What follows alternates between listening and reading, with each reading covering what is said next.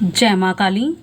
मैंने अपनी पिछली वीडियो में समझाया था कि कैसे शक्ति यानी कि आपकी सवारी यानी कि जो ऊर्जा आपको आपके पूजा सेवा के माध्यम से आपके इष्ट देव ने आपको दी है, कैसे चक्रों के माध्यम से आपके शरीर में प्रवेश करते हैं। शायद ही किसी ने आपको इतने सरल तरीके से समझाया हो कि हमारे शरीर में जो ये 7 मेन चक्र होते हैं, आपकी ज़िंदगी की अधिकतर समस्याओं का कारण और उनका समाधान कहीं ना कहीं इन्हीं से जुड़ा होता है। और जो लोग कहते हैं कि उनकी शक्तियां कार्य नहीं कर रही हैं, तो उसका एक कारण चक्रों का असंतुलित होना भी हो सकता है। हम इसे प्रैक्टिकल समझेंगे। ध्यान से देखिए, आपको यहाँ पे 7 चक्र दिख रहे होंगे। ठीक है, मान लीजिए ये आपकी बॉडी है। ठीक है, तो आपकी बॉडी में ये 7 मेन चक्र हैं। ये पहला चक्र, ये दूसरा, ये तीसरा, ये चौथा, ये 5वां, ये छठा और ये 7वां। ये जो आपके 7 चक्र है ना, ये ऐसे कभी भी अलाइन नहीं होते हैं। ये इधर उधर बिखरे हुए होते हैं। लेकिन जब अपना पूजा जप तप शुरू करते हैं, तो ये चक्र जो है धीरे धीरे अपनी जगह पे आके ऐसे अलाइन होने शुरू हो जाते हैं। ठीक है, चक्रों का तो मैंने आपको बता दिया था। जो हमारा पहला चक्र होता है, मूलाधार चक्र होता है। ठीक है, इसको रूट चक्र भी बोलते हैं। ठीक है, इसका हमारा मंत्र होता है लम। ठीक है, दूसरा चक्र होता है स्वाधिष्ठाना चक्र यानी कि सैक्रल चक्र। इसका मंत्र होता है वम। ठीक है, तीसरा चक्र होता है मणिपुरा यानी कि सोलर प्लेक्सस चक्र। ठीक है, इसका मंत्र है रम। चौथा चक्र आता है आपका अनाहत यानी कि हार्ट चक्र, यम, इसका मंत्र है। 5वां चक्र है हमारा विशुद्धि यानी कि थ्रोट चक्र, इसका मंत्र है हम। ठीक है, छठा चक्र आपका हो गया अंजना यानी कि थर्ड आई, यहां से आपकी थर्ड आई एक्टिवेट होती है। ठीक है, इसका मंत्र है ओम। ठीक है, 7वां चक्र है सहस्रार चक्र यानी कि क्राउन चक्र। ठीक है, इसका मंत्र या तो आप ओम ही बोल सकते हैं, या तो आप इसको साइलेंट बैठ के आप आराम से इसकी मेडिटेशन कर सकते हैं। ठीक है, ये तो हमारे हो गए मेन चक्र। अब हम देखेंगे ये चक्र कैसे काम करते हैं। ठीक है, आपको ये 7 चक्र दिख रहे हैं। यही वो माध्यम होते हैं जिनके द्वारा माँ काली की शक्ति यानी कि जो भी सवारी आपको मिली है, शरीर में अपना प्रभाव दिखाती है।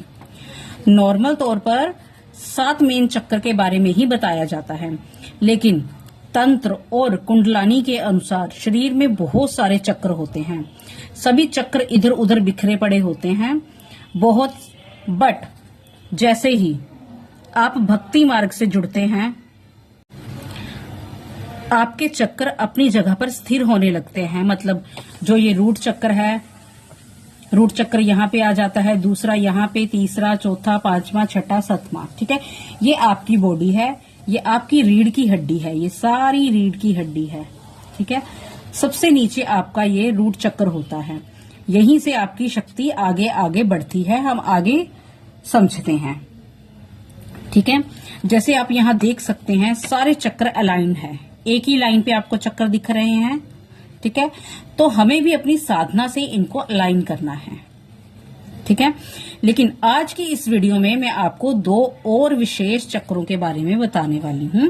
इसलिए आज हम पूरे 9 चक्रों को यानी कि 9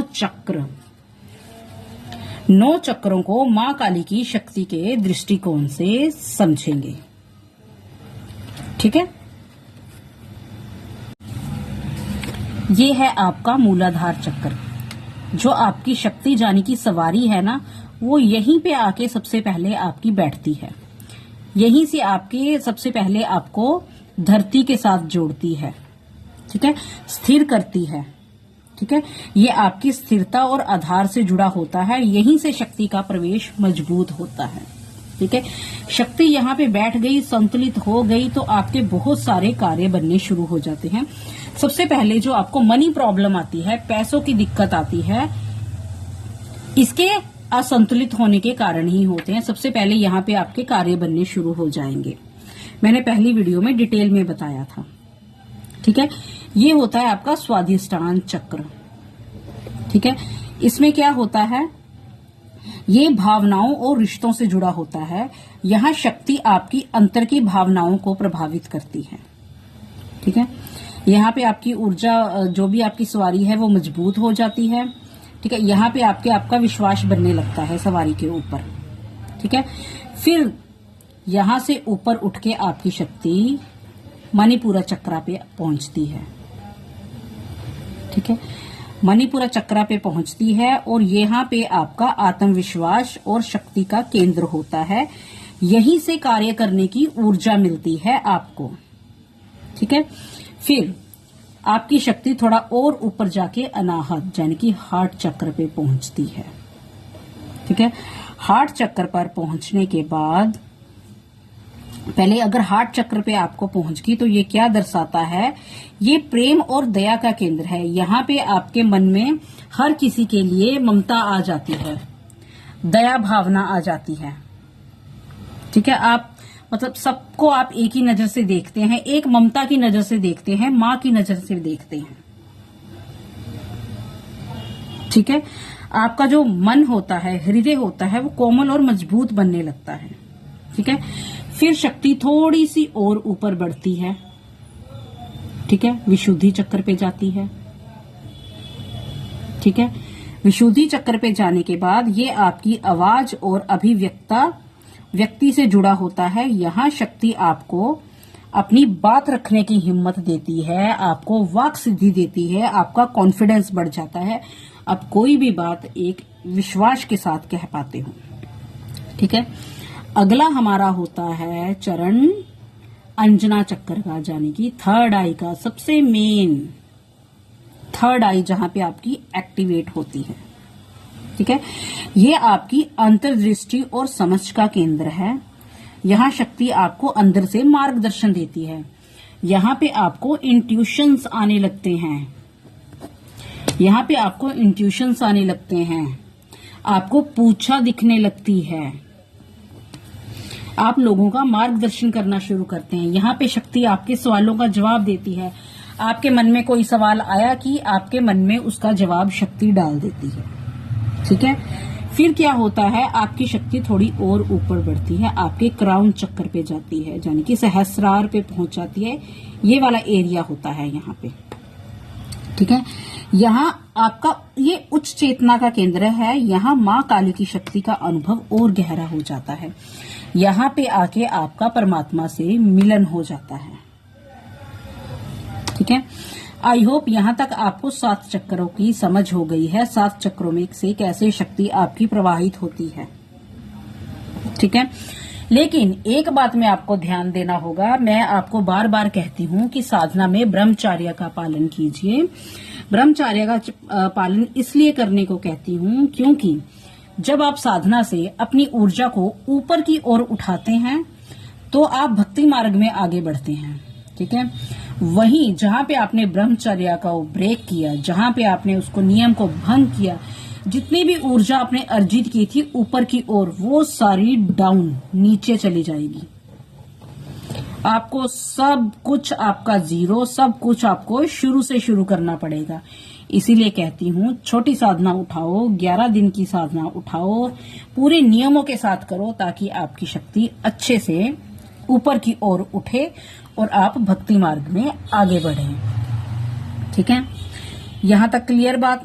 ठीक है, ठीक है, लेकिन इन 7 चक्रों के अलावा भी हमारे 2 और विशेष चक्र होते हैं, जिन्हें हम क्या बोलते हैं, जिन्हें हम गुरु चक्र बोलते हैं। आइए उनके बारे में भी जानते हैं डिटेल में। अब मैंने 2 गुरु चक्रों के बारे में आपको बताया कि इन 7 चक्रों के अलावा भी 2 चक्र होते हैं, 2 चक्र होते हैं जिनको हम गुरु चक्र बोलते हैं।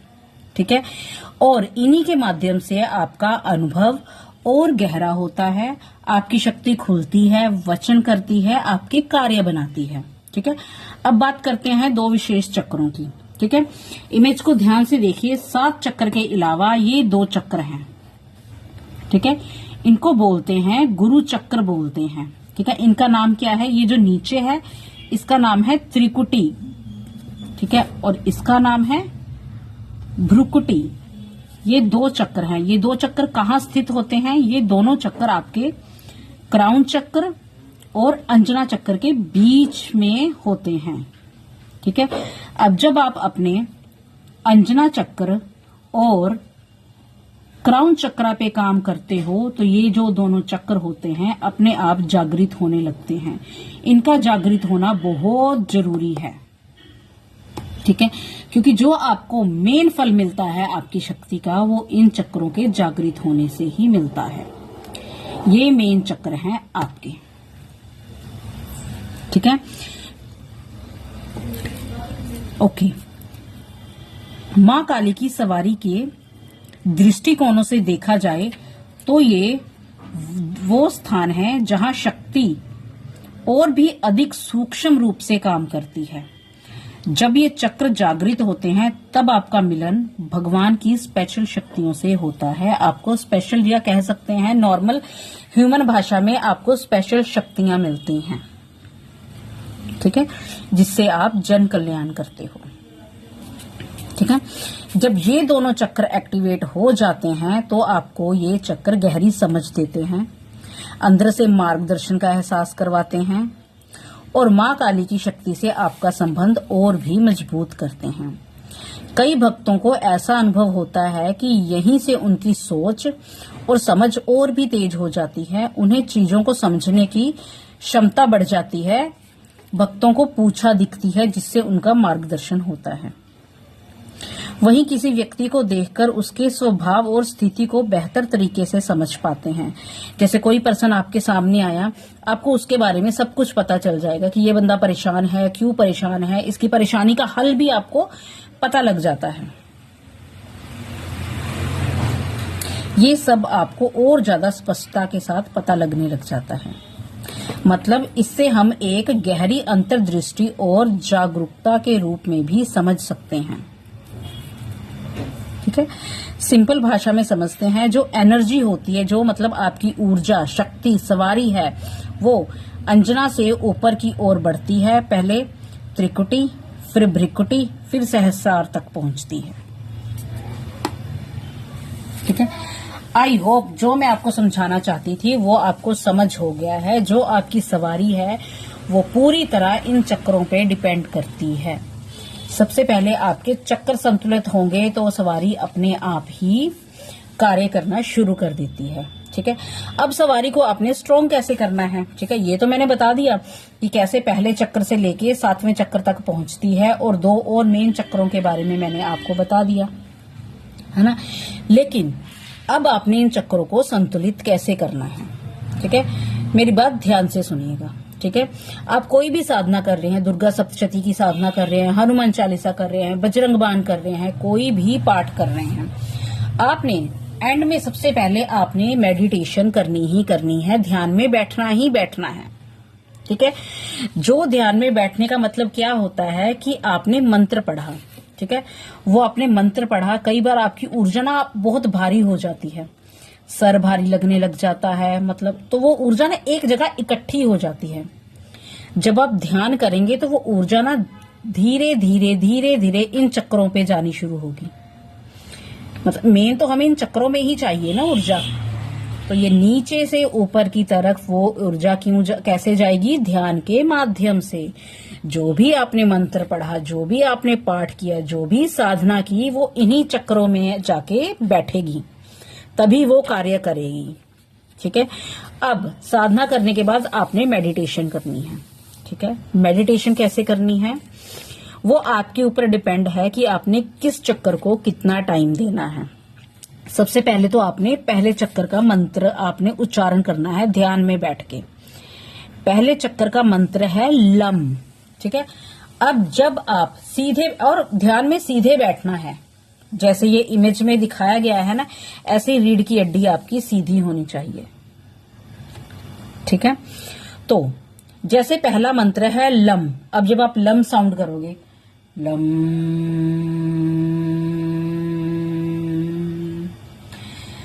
देखना जब आप लम साउंड करोगे, और आपने बोलना है, मन में नहीं ये मंत्र उच्चारण करने हैं, ठीक है। इनकी मंत्रों की वाइब्रेशन, इनकी आवाज आपके चक्रों तक पहुंचनी चाहिए, ठीक है। जब आप लम मंत्र का उच्चारण करेंगे तो आपको इस जगह पे वाइब्रेशन फील होगी, ठीक है। जब वाइब्रेशन फील होगी तो धीरे धीरे यहाँ पे आपको रेड कलर दिखना शुरू हो जाएगा, क्योंकि रूट चक्र का कलर रेड है, ठीक है। सेम जैसे मैंने पहला मंत्र बताया वैसे ही आपने सेम सारे मंत्रों का उच्चारण करना है। 1 2 3 4 5 6 7, ठीक है। इन दोनों मंत्रों का उच्चारण करने की आपको कोई जरूरत नहीं है। जब आप अपनी अंजना और सहस्त्र पे काम करेंगे ये दोनों अपने आप एक्टिवेट हो जाएंगे, क्योंकि अंजना से ही आपकी ऊर्जा ऊपर जाएगी, ठीक है। तो इनको एक्टिव करके ही वो जाएगी, ठीक है। तो अभी आपने क्या करना है, ये जो मैंने मंत्र लिखे हैं लम वम रम यम हम ओम, और यहाँ पे आपने साइलेंट बैठ जाना है आंख बंद करके।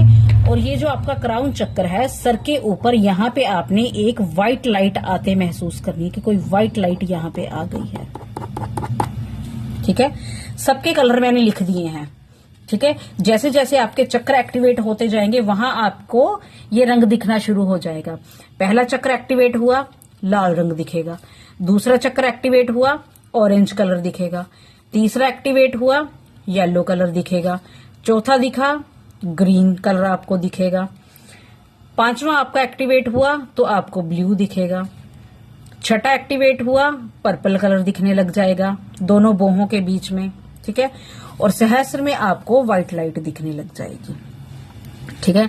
आज की वीडियो में मैंने आपको डीपली बता दिया कि सवारी कैसे कार्य करती है, ठीक है, कैसे आपके चक्रों पे बैठती है, क्योंकि सारा का सारा काम चक्र ही करते हैं आपके, ठीक है। मुझे नहीं पता यूट्यूब पे किसी ने या कहीं पे भी किसी ने ये 2 चक्रों के बारे में बताया है, ठीक है, पर ये 2 चक्र बहुत ज्यादा इंपॉर्टेंट हैं, ठीक है। आपको इनको भी जागृत करना है, इनके बारे में भी पता होना चाहिए आपको, ठीक है। आज की वीडियो में बस इतना ही, ठीक है। मैं यही आपको समझाना चाहती थी। आप सब कमेंट करके जरूर बताएं कि मैंने आज जो भी आपको इन चक्रों के बारे में सारा समझाया क्या वो आपको आसानी से समझ आया, क्योंकि अगली वीडियो में मैं आपको इससे जुड़ी और गहरी बात बताने वाली हूँ, ठीक है। हम इसे धीरे धीरे एक एक करके समझेंगे। तो इस वीडियो को यहीं हम समाप्त करते हैं। आज के लिए मुझे लगता है बहुत ज्यादा हो गया है, ठीक है। इस वीडियो से जुड़ा अगर आपके पास कोई भी प्रश्न हो तो आप कमेंट बॉक्स में जरूर पूछिए, ठीक है। और पिछली वीडियो से रिलेटेड कोई प्रश्न हो तो आप वो भी पूछ सकते हैं, ठीक है। आज की वीडियो में इतना ही। कल हम इसी पार्ट को, ठीक है, आगे और गहराई से समझेंगे। कल परसों जब भी मुझे टाइम मिला मैं दूसरी वीडियो जरूर बना के डाल दूंगी, ठीक है, ठीक है। तब तक के लिए जय मां काली, माई रानी आपके सारे कार्य बनाएं, आप हमेशा अपना आशीर्वाद बना के रखें। जय मां काली।